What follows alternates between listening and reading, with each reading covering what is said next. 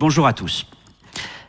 Dans cette nouvelle série que nous vous proposons, nous nous arrêtons sur des thèmes que nous n'avons pas forcément le temps d'étudier d'une manière régulière dans nos églises. Pourtant, ils sont très importants, car ils touchent à l'accomplissement, le but de notre foi.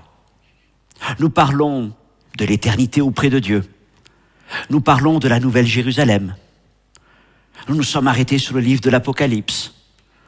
Nous parlerons aussi de la place d'Israël dans les temps de la fin. Et aujourd'hui, dans cet enseignement, nous allons parler du millénium. Mais qu'est-ce donc que le millénium? Eh bien, c'est le temps durant lequel le royaume de Dieu va se manifester d'une manière particulièrement éclatante parmi les hommes. Cette série est exceptionnellement préenregistrée pour des raisons techniques, mais vous aurez la possibilité à chaque fois de pouvoir consulter les notes en PDF qui seront postées quelques jours après la diffusion du message, afin de pouvoir reprendre plus en détail chacun des points abordés dans ces messages qui, je le reconnais, sont assez denses. Avant d'aller plus loin, j'aimerais que nous puissions présenter ces moments au Seigneur en lui demandant sa sagesse, en lui demandant d'ouvrir notre intelligence et notre cœur pour recevoir la parole qu'il veut nous adresser. Notre Dieu, notre Père, ce soir, ce n'est pas un point de détail de la doctrine sur lequel nous nous arrêtons, mais c'est un point, Seigneur, plein de gloire et de majesté. Nous allons parler de la manifestation de ton royaume dans les temps à venir. Seigneur mon Dieu, c'est une promesse que tu as accordée aux hommes. Un jour, oui, tu établiras ton règne pleinement sur la terre. N'est-ce pas la réponse à nos prières? Que ton règne vienne, que ta volonté soit faite sur la terre comme au ciel. Et Seigneur mon Dieu, nos yeux sont fixés aussi sur ce temps à venir. Et je te prie ce soir que tu nous permettes de comprendre davantage les questions, les enjeux autour de ce royaume appelé le royaume du millénium. Merci Jésus pour ce moment que nous pouvons passer autour de ta parole. Amen. Le prophète Ésaïe décrit au chapitre 65 et 66 de son livre, donc dans les derniers chapitres, il décrit un règne de Dieu parmi les hommes et il le présente comme un temps de paix, de justice et de prospérité. Ce que certains qualifient d'un âge d'or. Mais ce sera aussi un temps de sévérité. Il dit que les pécheurs, ils seront sévèrement châtiés. Et il existe donc une promesse que l'on trouve dès les prophètes de l'Ancien Testament concernant la venue d'un royaume dont notre Seigneur serait le roi. Cette promesse, Jésus la confirme tout au long des évangiles, en nous parlant du royaume. Et puis, à la fin du livre de l'Apocalypse, l'apôtre Jean reçoit une vision et des paroles qui concernent particulièrement ce royaume que nous appelons le millénium. C'est au chapitre 20, versets 1 à 4, que Jean nous fait part de cette vision concernant ce royaume. Et je vais lire ce texte avec vous, si vous le voulez bien. Apocalypse, chapitre 20, versets 1 à 4.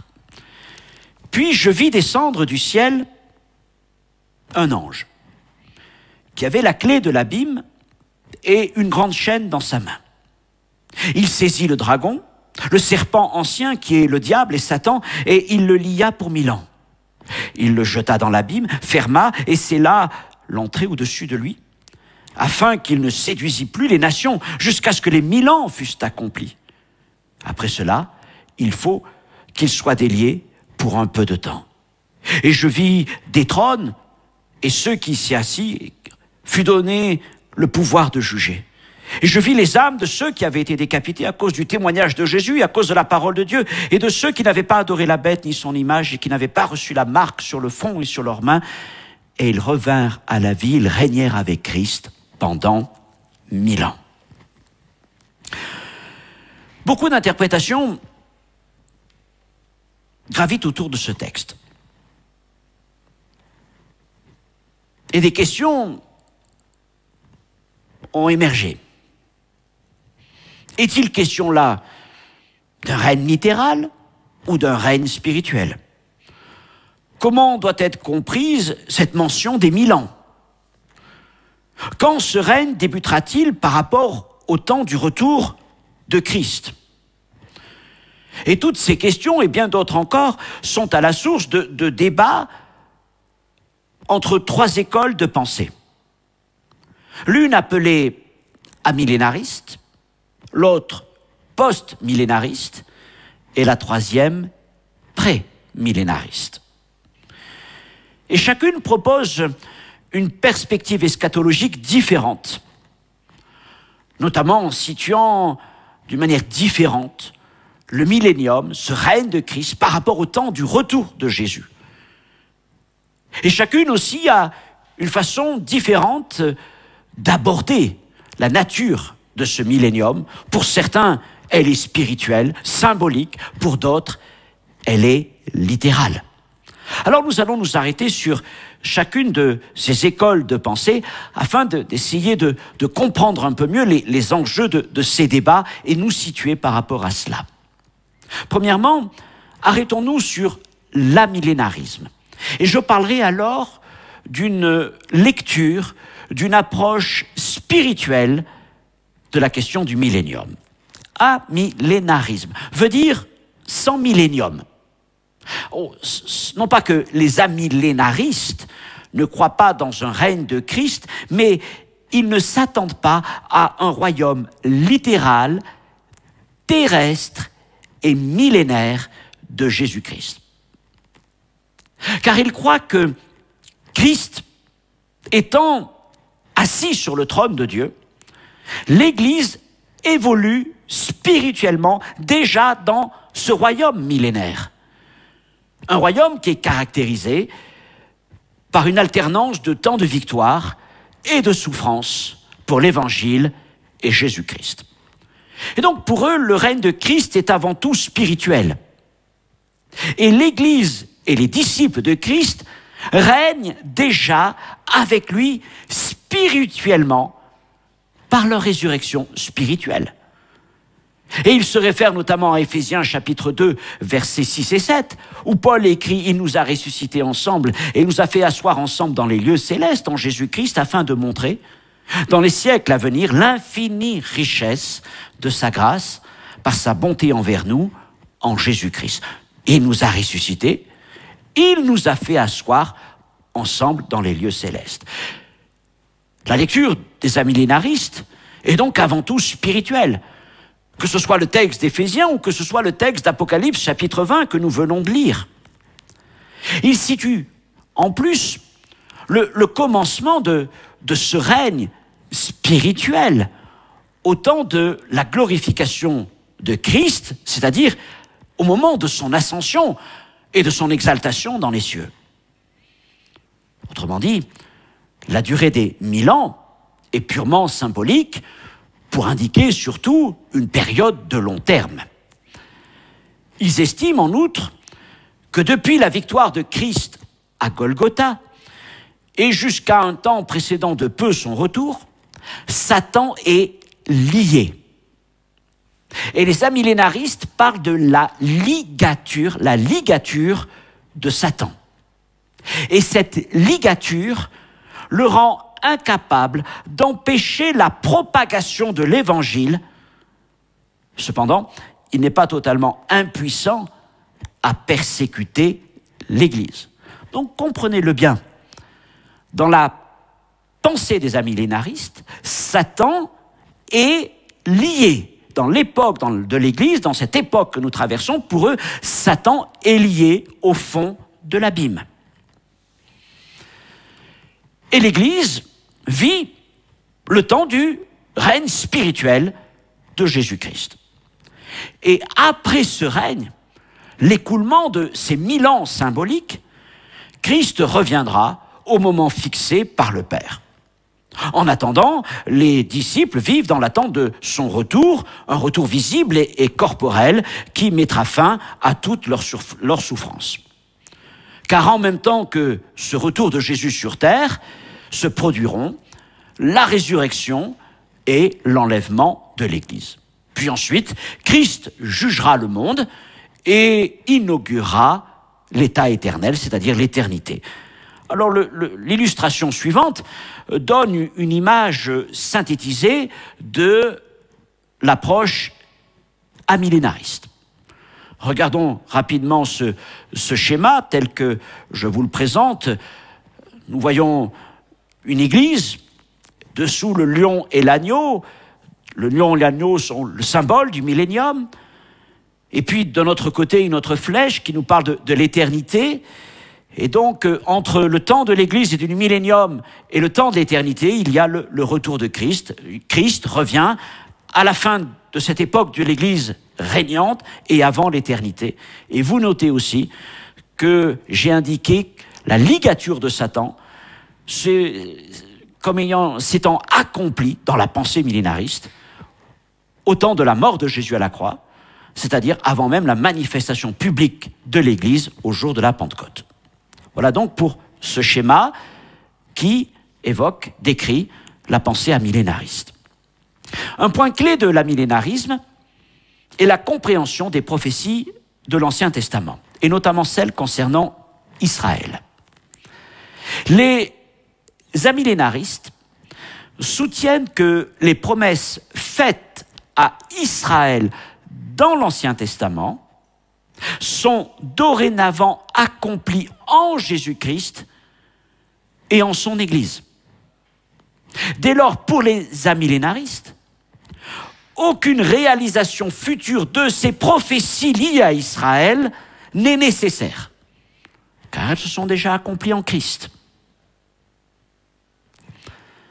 Pour eux, l'Église est donc l'Israël de Dieu, selon la formule de Paul dans Galates, chapitre 6, verset 16, une église qui réunit tous les croyants, juifs et gentils. Pour ce qui s'agit des prophéties du Nouveau Testament, notamment celles de l'Apocalypse, les amillénaristes soutiennent des interprétations spirituelles, idéalistes de ces textes. Et notamment, ils considèrent qu'elles sont écrites en langage symbolique, figuré, sans perspective d'application ou d'accomplissement littéral. De plus, les amillénaristes sont généralement prétéristes.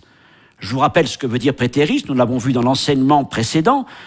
Ils croient que toutes les prophéties de la fin des temps dans le Nouveau Testament se sont accomplies en l'an 70, en l'an 70 après Jésus-Christ, quand les Romains ont attaqué et détruit Jérusalem et le Temple. Les amillénaristes ont donc une approche de la fin des temps que l'on peut qualifier de neutre. Car pour eux, Jésus-Christ peut revenir à n'importe quel moment de notre histoire, puisque toute la lecture des prophéties, notamment du Nouveau Testament, leur lecture de ces prophéties est symbolique. Autrement dit, liée à aucun événement particulier. Alors, la force du modèle amillénariste est sa simplicité. Puisque pour eux, l'Église vit déjà les temps d'un millénium spirituel, mais contrasté, jusqu'à ce que Christ vienne la chercher et l'introduise dans son règne glorieux éternel. Donc c'est un modèle assez simple, comme le petit diagramme vous l'a montré. Cette simplicité n'empêche pas que l'amillénarisme soulève bien des questions. En effet, comment concevoir que nous vivons dans un monde où Satan serait déjà lié au fond de l'abîme? Alors, évidemment, nous croyons dans la victoire juridique, légale de Christ sur Satan à la croix. Nous croyons qu'il a dépouillé les autorités, les dominations et les a livrées publiquement en spectacle. Mais nous savons que les pleins effets de cette victoire ne sont pas encore manifestés. Et Satan et ses légions démoniaques restent libres, d'une part, de leur mouvement. Un autre point important, c'est l'approche des millénaristes concernant Israël. L'amillénarisme adopte une vue réduite à l'Israël croyant, englobé dans l'Église, sans aucune autre considération particulière. Alors pour eux, vraiment, il n'y a plus ni juifs, ni païens, ni gentils. Tous, finalement, sont englobés dans l'Église et Israël n'a pas de vocation particulière pour eux dans la fin des temps, mis à part ceux qui se sont convertis à Jésus-Christ. Enfin, la spiritualisation des prophéties non accomplies, notamment celle du livre de l'Apocalypse, cette spiritualisation, cette symbolisation ne finit-elle pas par vider ces textes de leur force et de leur substance? L'amillénarisme est très en vogue de nos jours encore, notamment dans les églises de tendance réformée baptiste. Deuxième point, deuxième lecture, le post-millénarisme, une lecture, une approche théonomiste. Je vais m'expliquer sur ce mot dans quelques instants. Alors le post-millénarisme s'en tient, comme l'amillénarisme, à une vision du retour de Christ après le millénium. Après le millénium. Et d'ailleurs, les post-millénaristes sont généralement d'accord avec les amillénaristes dans l'interprétation d'Apocalypse 20. Pour eux, le millénium est une période figurative et non littérale de 1000 ans. Mais pour les post-millénarismes, le millénium est une époque où l'évangile est prêché dans le monde entier et durant laquelle Satan est lié par l'efficacité du ministère de l'Église. Et c'est notamment dans ces mouvements post-millénarisme, souvent dans des mouvements charismatiques, qu'est mis en avant toute la notion de combat spirituel, stratégique, pour lier les principautés, les dominations, jusqu'à Satan lui-même. Il s'accorde encore avec les amillénaristes sur le déroulement général des événements de la fin des temps.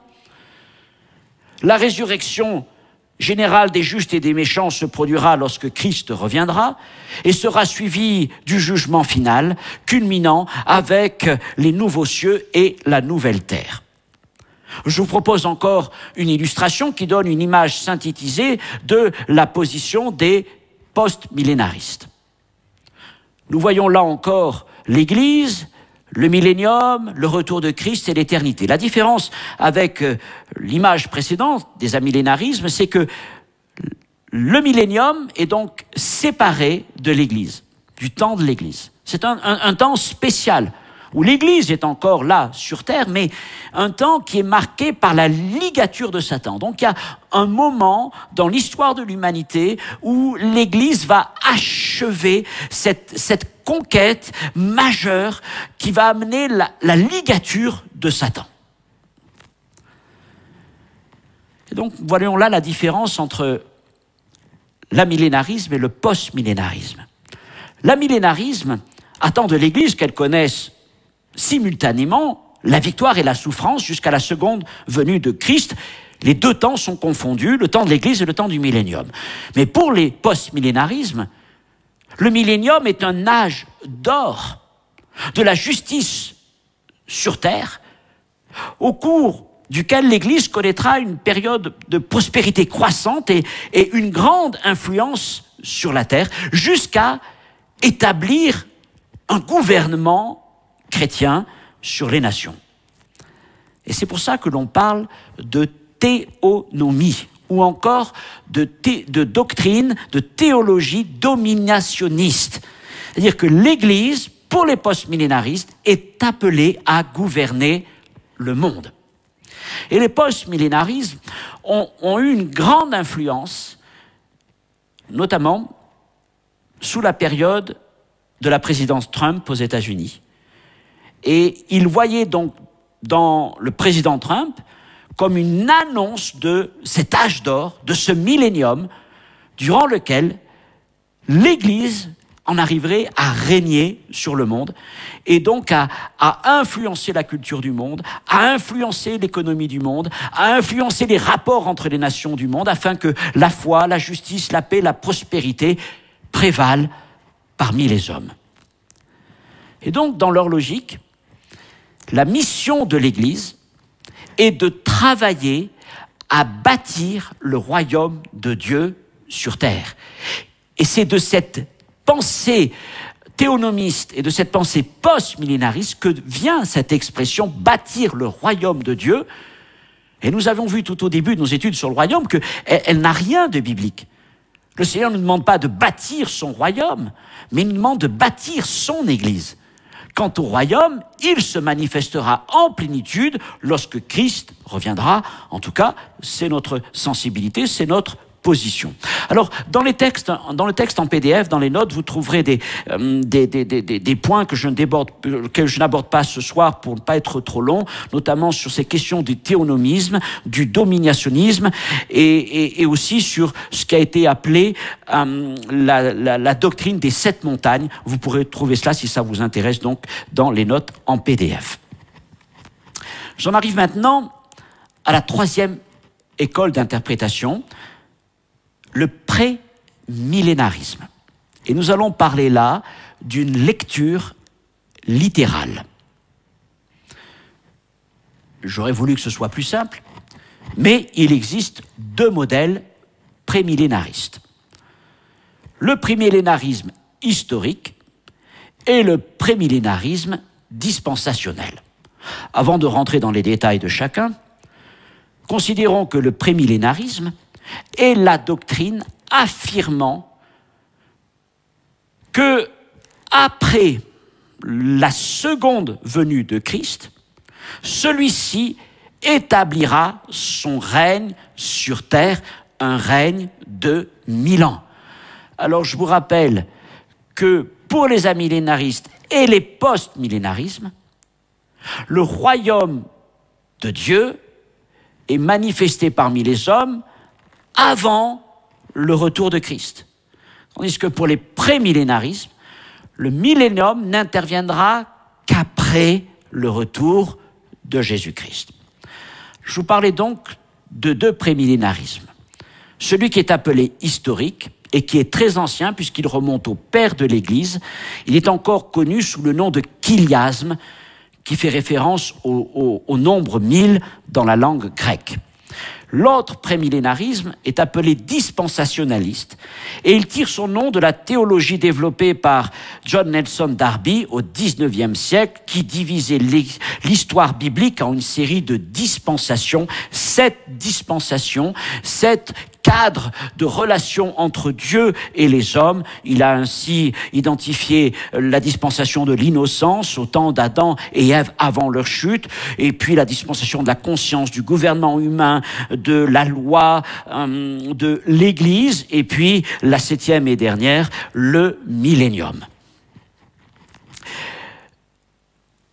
Les prémillénaristes historiques sont généralement, ça se complique encore un petit peu, post-tribulationnistes. C'est-à-dire qu'ils croient que Christ revient chercher son Église après la période de tribulation décrite dans l'Apocalypse. Donc, post-tribulationniste, après la tribulation. Et lorsque Christ revient après cette période de tribulation, se dérouleront alors la résurrection des croyants et l'enlèvement de l'Église, qui reviendra aussitôt avec le Seigneur, établissant son règne sur la terre pour 1000 ans. Au moment où Christ établit son règne, Satan est lié et jeté dans l'abîme, Apocalypse chapitre 20, de sorte qu'il n'aura aucune influence parmi les hommes sur la terre pendant toute la durée du millénium. À la fin de ces 1000 ans, Jean nous dit que Satan sera libéré une dernière fois pour une brève période, au cours de laquelle il entraînera encore une partie de la population mondiale dans une dernière rébellion contre Dieu. Alors le Seigneur paraîtra, il détruira cette rébellion, Et viendra le temps du jugement dernier, le jugement des peuples, le jugement de l'humanité tout entière, et le Seigneur ensuite introduira l'état éternel. Voici le diagramme qui illustre le prémillénarisme historique. Nous voyons donc le temps de l'Église qui s'achève par cette période de tribulation, la flèche rouge, qui précède le retour de Jésus-Christ. Et au moment de ce retour, il y a donc la ligature de Satan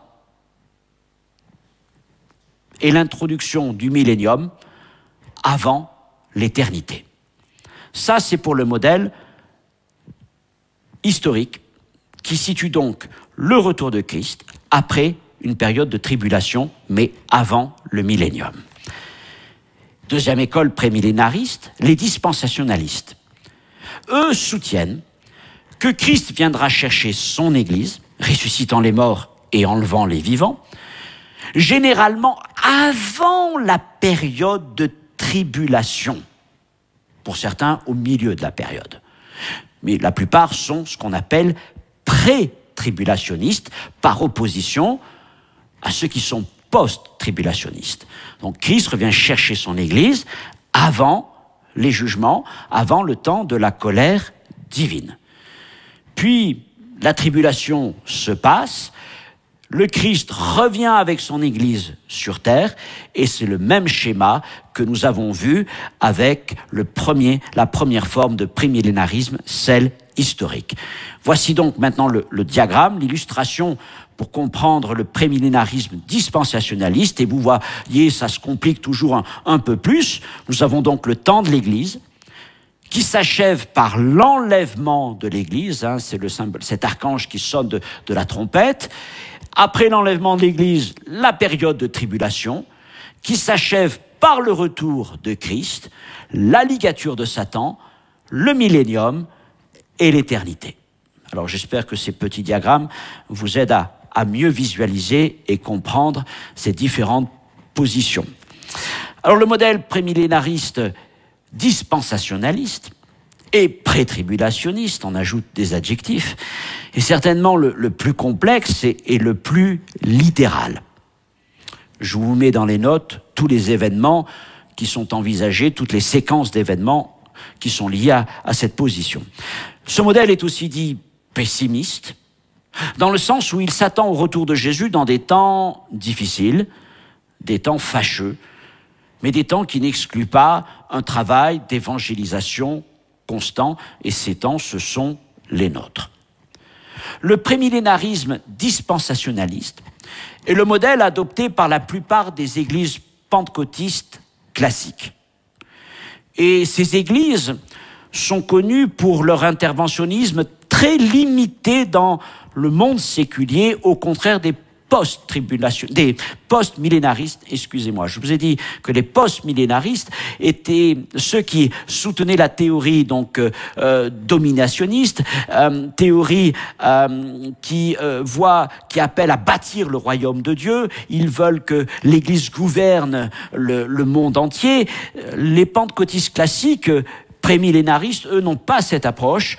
Certes, ils voient le travail d'évangélisation, le travail d'influence, mais ils ne cherchent pas à s'impliquer d'une manière traditionnelle, ni dans la sphère politique, ni dans la sphère économique. Ils ont plutôt une position de réserve.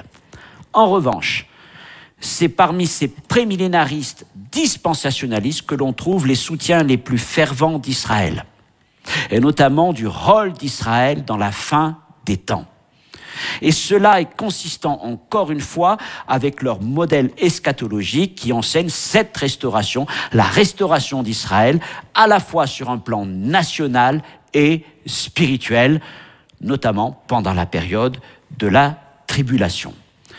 Et ces prémillénaristes envisagent le millénium comme la période où s'accomplissent toutes les promesses de Dieu pour Israël. En conclusion, ayant dit tout ceci, nous pouvons dire que la question du millénium est un débat interne aux chrétiens. et qu'il exige une étude approfondie et humble des textes bibliques et de leur interprétation. Nous avons vu que ces interprétations sont nombreuses. À travers les siècles, différentes sensibilités se sont manifestées et formées. Et un texte comme Apocalypse chapitre 20, versets 1 à 4, que nous avons lu en introduction, a suscité et continue de susciter de nombreuses questions. Comment donc interpréter le langage de l'Apocalypse, symboliquement, littéralement? Faut-il prendre les nombres au sens propre ou au sens figuré, les fameux 1000 ans? Qu'en est-il de cette question de la ligature de Satan? Qu'en est-il de la place d'Israël dans la fin des temps? Et vous voyez, donc, ce sont là des questions qui sont malgré tout assez importantes, en tout cas concernant Israël, et aussi concernant l'accomplissement des prophéties. Alors, nous réalisons que même si nous sommes tous chrétiens évangéliques, amillénaristes, post-millénaristes, pré-millénaristes, nous n'avons donc pas tous la même grille de lecture et d'analyse des événements eschatologiques. Dans ma sensibilité, je suis pré-millénariste. Pour autant, je ne vais pas traiter d'hérétiques ceux qui soutiennent l'amillénarisme ou le post-millénarisme. Leur argumentation, croyez-le, est biblique, étayée, cohérente. Et certainement regardent-ils vers la même réalité. Eux aussi aspirent au retour de Jésus. Eux aussi aspirent au royaume. Eux aussi aspirent à l'éternité auprès du Seigneur. Mais avec une perspective différente de la nôtre, ou en tout cas de la mienne. Mais réfléchir sur ces différentes approches, l'amillénarisme ou le post-millénarisme, m'amène à ouvrir mon champ de vision sur d'autres perspectives, en vue d'exercer un discernement et en tirer quelque chose de bon pour mon édification. Notamment, comprendre ce que les autres enseignent et pourquoi ils enseignent cela en s'appuyant sur les textes bibliques va me pousser à approfondir et étayer mes propres positions sans, je vais dire, mépriser, reléguer mes frères qui n'ont pas la même sensibilité que moi. Mais mon dernier conseil est d'aller par vous-même lire la parole de Dieu et de laisser encore le Saint-Esprit vous conduire et de voir avec lui ce que cette parole du Seigneur a à dire sur elle-même. Alors si en dernière analyse, vous êtes encore indécis, ne sachant trop comment aborder cette question du millénium et du règne de Christ, sera-t-il littéral, sera-t-il spirituel, a-t-il déjà commencé, doit-il venir? Et bien des questions encore. Surtout, ne craignez pas, car le salut ni ne se construit, ni ne se brise sur la question du millénium, mais il est fondé sur la foi dans le sacrifice parfait et ultime de Jésus-Christ. Quant à nous, eh bien, nous continuons de dire, Seigneur, que ton règne vienne. Et nous réjouissons par avance pour les jours où, accompagnant notre Seigneur, nous viendrons partager avec lui ce règne de 1000 ans, dans sa gloire, dans sa paix et dans sa justice. J'espère que cet enseignement aura pu peut-être vous ouvrir l'esprit sur certaines choses, essayer de répondre à des questions que vous pouvez avoir. Peut-être aura-t-il suscité des questions. Je vous encourage encore à reprendre les notes tranquillement, à vous arrêter sur les textes bibliques et encore à creuser davantage des Écritures et les nombreux livres qui ont été écrits autour de ces thèmes. Ayez soif de la parole de Dieu. Ayez soif de découvrir ce que sont les promesses du Seigneur pour chacun d'entre nous jusque dans l'éternité. Que Dieu vous bénisse. Le prochain enseignement portera sur la restauration et la place d'Israël dans les temps de la fin. Au revoir.